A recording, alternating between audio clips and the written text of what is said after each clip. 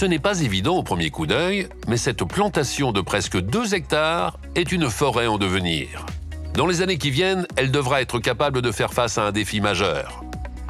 Contribuer à l'atténuation du changement climatique tout en s'y adaptant. Céliane et Arnaud, jeunes ingénieurs forestiers venus surveiller cette parcelle plantée il y a tout juste un an, en sont convaincus. On va aller mesurer la placette là-bas. 110, 39. Il faut dès à présent renforcer la résilience des forêts pour les adapter au climat de demain. Aujourd'hui, on travaille selon 3 axes. Le premier axe, ça va être les peuplements d'avenir. On va essayer d'installer des nouvelles essences qui seraient plus adaptées au changement climatique. Le second axe, on va essayer de mettre en œuvre des nouvelles pratiques sylvicoles pour améliorer la résilience des peuplements. Et le troisième axe, on va faire du mélange intraparcellaire. On va apporter de la biodiversité, ce qui va permettre à la forêt d'avoir une plus grande résistance et résilience pour résister aux aléas du changement climatique. Sur cette parcelle, une ancienne friche, le pin maritime, essence emblématique de la forêt landaise, côtoie désormais une multitude d'arbres feuillus. Donc on est sur une parcelle plantée en diversification et on retrouve comme essence du chêne-liège, du pommier, du poirier, du chêne pubescent et du bouleau. Le rôle qu'on a joué dans l'installation de cette parcelle, c'est d'apporter un conseil aux propriétaires pour améliorer la résilience de ces forêts. Donc il nous a fourni une liste d'essences qu'il souhaitait installer et puis on l'a complétée et modifiée un petit peu par rapport à ses exigences et aussi aux exigences du climat pour lui proposer la meilleure solution. Il y a quelques années, c'est vrai que c'est des choses qu'on faisait beaucoup moins. On ne voyait pas concrètement arriver ces évolutions climatiques. C'est vrai qu'aujourd'hui, depuis quelques années, on en prend de plus en plus conscience.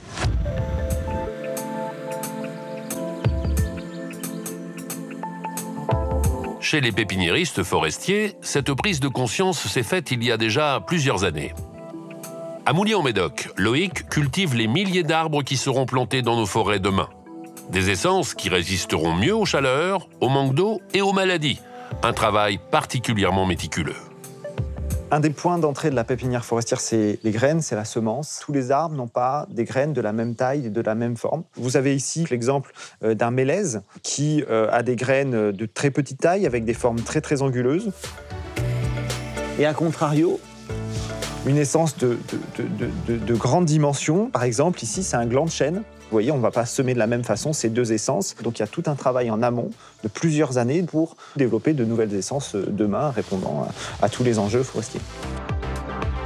Si certaines essences comme le frêne, le hêtre ou l'épicéa sont aujourd'hui particulièrement menacées, d'autres semblent mieux adaptées au climat de demain. Le cèdre de l'Atlas, c'était une essence, il y a 5-6 ans, on en avait 400 000 qui étaient plantés par an en France, donc c'est-à-dire peu représentés dans les plantations forestières. C'est vraiment une essence qui est en train de prendre sa place, qui présente un vrai atout vis-à-vis du changement climatique, la résistance à la chaleur, aux à-coups de chaud, au manque d'eau, à tous ces paramètres-là. Une autre essence, par exemple, c'est le chêne pubescent, qui va être plus adapté, par exemple, qu'un chêne pédonculé. Donc ça, c'est des récoltes de glands qu'on a fait il y a 1 an dans le secteur du Gers, et qu'on est aujourd'hui en train de remonter au fil de l'eau sur l'arc atlantique. Faire remonter une essence du sud vers le nord, c'est ce que l'on appelle la migration assistée. En temps normal, les essences étendent leur territoire et migrent naturellement vers des terres plus clémentes.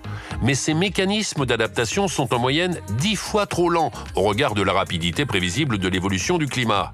La main de l'homme devient donc essentielle.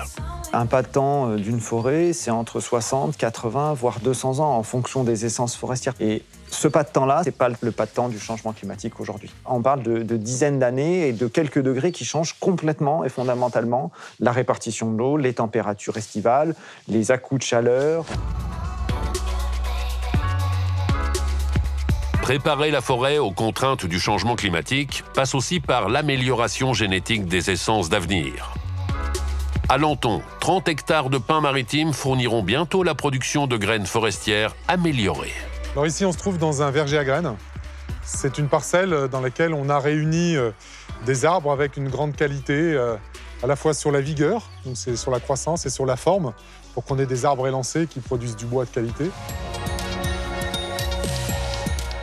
Donc on va les planter à peu près à 250 plants à l'hectare. Et ensuite, ils vont se polliniser entre eux et fournir des graines dont on aura besoin pour reconstituer et replanter les forêts. Donc dans un verger à graines, son objectif, c'est bien évidemment de produire des graines. Vous voyez ici, il y a des fleurs et ensuite les fleurs produisent un cône-lait. Donc ça, c'est des cônes qui ont 1 an. C'est tout petit, c'est tout fragile, mais il faut vraiment qu'ils puissent se développer. Et ensuite, la deuxième année, le cône va grossir, donc c'est ce qu'on voit dans les arbres là, hein, et qui va produire le cône qu'on va récolter à partir du mois de janvier. Et ensuite, les cônes, on les envoie dans des sécheries, c'est-à-dire qu'on va envoyer de l'air chaud. Du coup, le cône va s'ouvrir et là, on va récolter les graines. Et ensuite, ça nous permet de prendre ces graines, de les mettre dans les pépinières et de produire les plants dont on a besoin. Pendant encore des décennies, la France, en particulier, se trouvera dans l'air naturel du pain maritime. C'est une des essences qui va nous permettre, de façon aussi intelligente, de pouvoir reconstituer des forêts dont l'essence n'est plus adaptée au climat de demain.